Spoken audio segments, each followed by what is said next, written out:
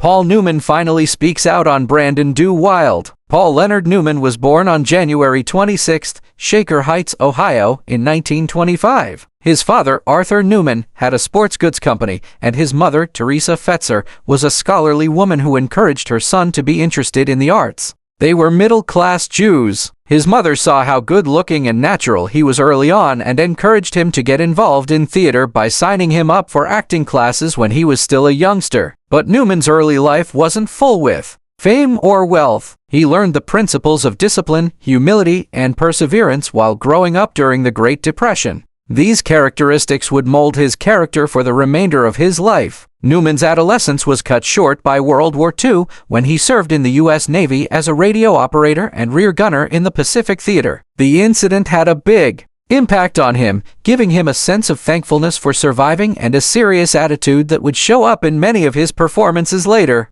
After the war, he went to Kenyon College to study economics and drama. Later, he trained at the Yale School of Drama and the Actor Studio in New York City. Newman learned a lot about acting over these years of formal training. He didn't see it as a way to get famous. Instead, he saw it as hard work. Paul Newman's climb to fame was not quick or easy. People noticed him when he was on Broadway and TV shows, but his first big Hollywood movies didn't do very well. Newman didn't start to become a leading man with a lot of depth and charm until the middle of the 1950s. In the 1956 movie Somebody Up There Likes Me, he played boxer Rocky Graziano. This was his big break and showed that he could mix physical ferocity with emotional sensitivity. This performance was the start of a career that would change what it meant to be a male movie star in the United States. During the 1950s and 1960 seconds, Newman made a lot of great movies in which he played complicated, often rebellious characters who went against authority and tradition. Movies like Cat on a Hot Tin Roof 1958, The Hustler 1961,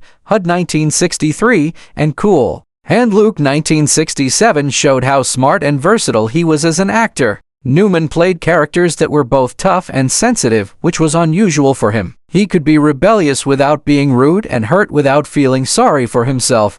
His well-known blue eyes, which people often said were beautiful, became expressive instruments that let spectators see into the lives of his characters. Even though Newman was quite famous, he wasn't sure how he felt about being famous. He didn't like the Hollywood star system and didn't try to promote himself. Instead, he often made fun of how he looked. His humility made him popular with both co-workers and spectators. He famously said that he felt like a character actor in a leading man's physique. This showed how aware he was of his work and how he didn't take himself too seriously. Newman kept taking risks as his career went on, switching between big blockbusters and harder projects.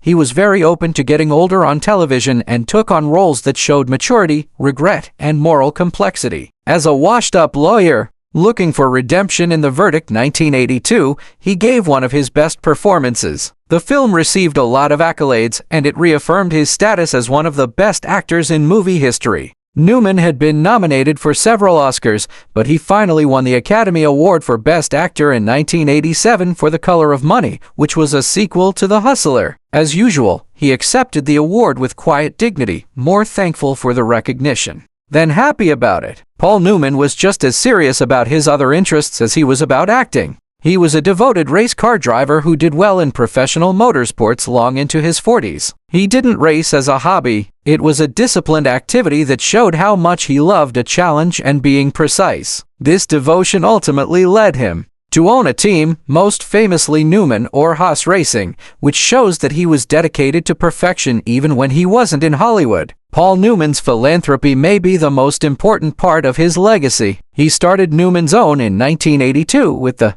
simple intention of giving all of its proceeds to charity. What started off small developed into a huge charity that gave hundreds of millions of dollars to causes like education, health care, disaster relief, and social justice. Newman's philanthropic activities went even further when he started the Hole-in-the-Wall gang camps, which give kids with terrible diseases life-changing experiences. Newman never tried to make money or get credit for these efforts, which is amazing. He thought of them as a duty, not an accomplishment. The roles Paul Newman played on screen were just as rich, interesting, and real as his own life. A man with piercing blue eyes and natural charm had love, loss, growth, and great dedication in his 83 years of life. Newman's first marriage started long before he became a Hollywood star. He married Jackie Whitty in 1949. He met her when he was just starting out as an actor and wasn't very well known yet. Newman was still trying to make a name for himself at the time. He was working in theater, dealing with money problems, and raising a young family.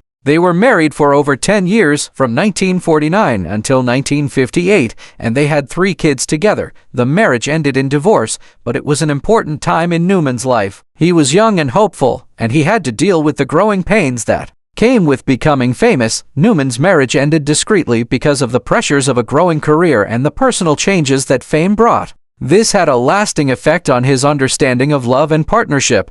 Later in 1958, when Newman married fellow actor Joanne Woodward, that understanding would change a lot. Woodward would become not only his wife but also his lifetime partner, artistic equal, and emotional anchor. They clicked right away and had a strong bond based on shared principles, a love of art, and a respect for each other that went beyond the glitz and glam of Hollywood.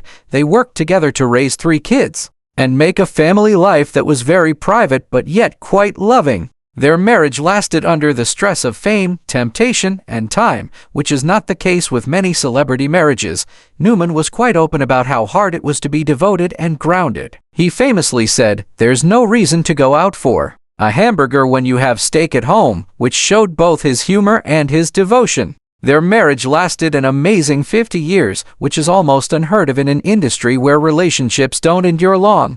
Newman and Woodward stayed together through the best and worst times in their careers and personal lives until he died. In 2008, their relationship showed that true love could last even under the constant scrutiny of celebrity.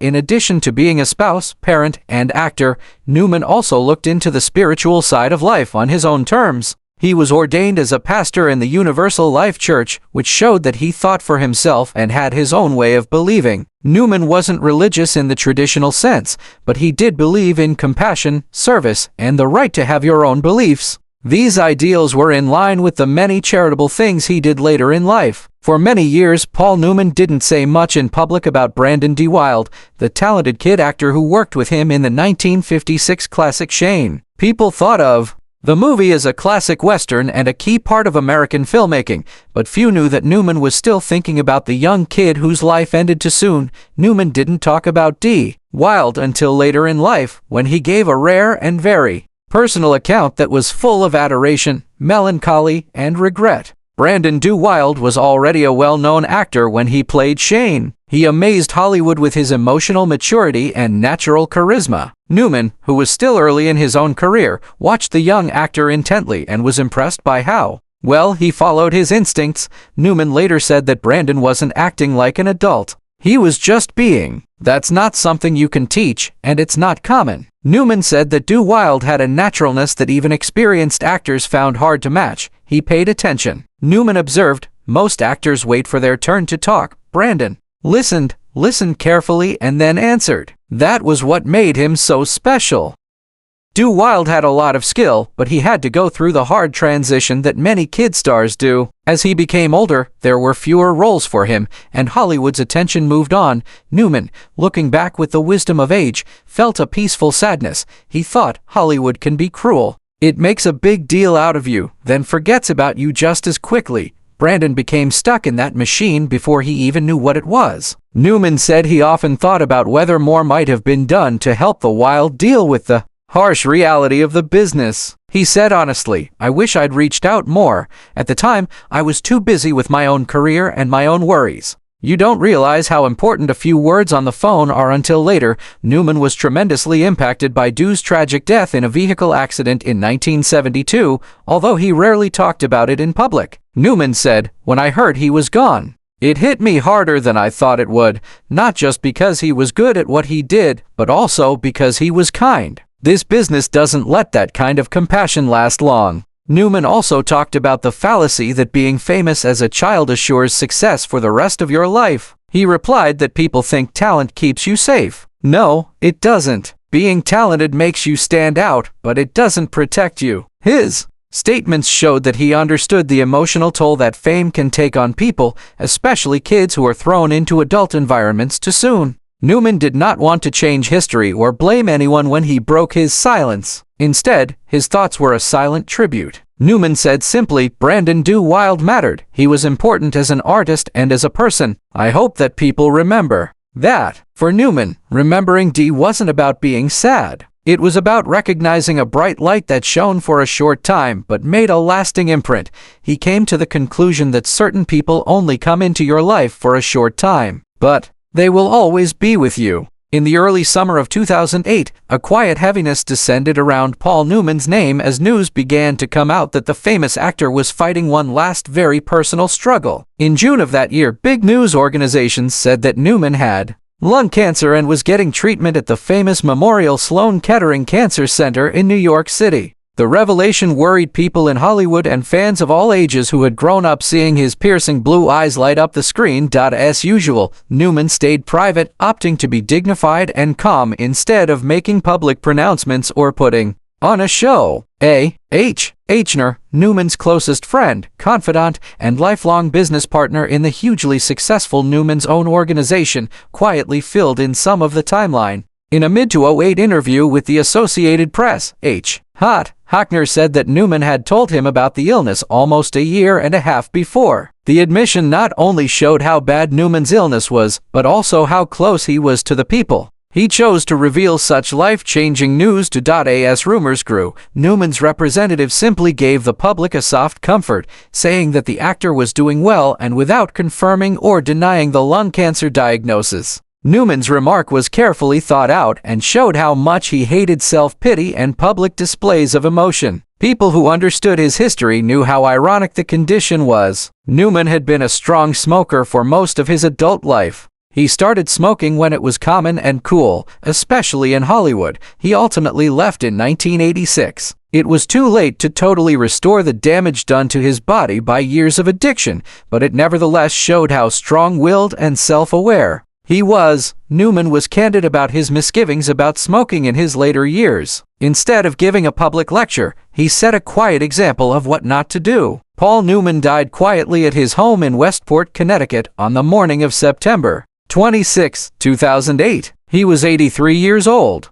The announcement signified the end of an era. It wasn't simply the death of a great movie star. It was also the death of a man whose honesty, modesty, and kindness had earned him a unique and lasting respect. Newman was cremated after a modest, private funeral service that only close relatives and friends could attend. This was in line with his long-standing desire for solitude. There were no big public memorials or fancy celebrations, just a quiet goodbye for a guy who had always thought that character was more important than acclaim.